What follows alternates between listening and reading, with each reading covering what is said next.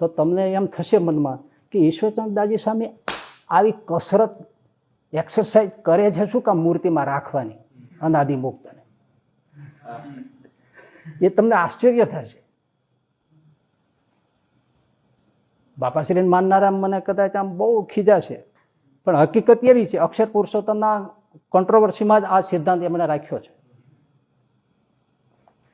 હવે અક્ષર બ્રહ્મનાથ કાઢી નાખ્યું, ધામ રૂપે કાઢી નાખ્યું, એટલે તો અને ગુણાતીતાન સાઈને અક્ષર બ્રહ્મ કઈ નહીં, એની પરંપરામાં આવે અને અક્ષર પ્રગટ બ્રહ્મ કહે છે. હવે અબજી બાપાને મૂકવાય ક્યાં?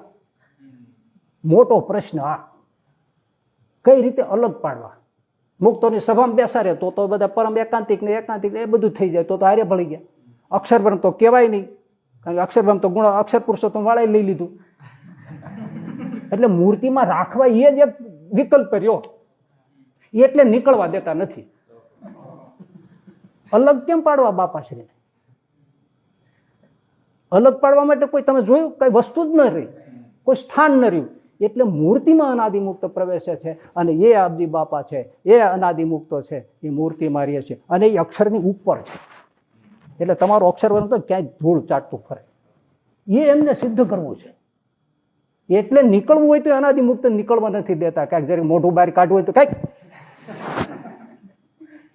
કારણ કે એ એક જ રહ્યું. હવે સમજાય છે ને?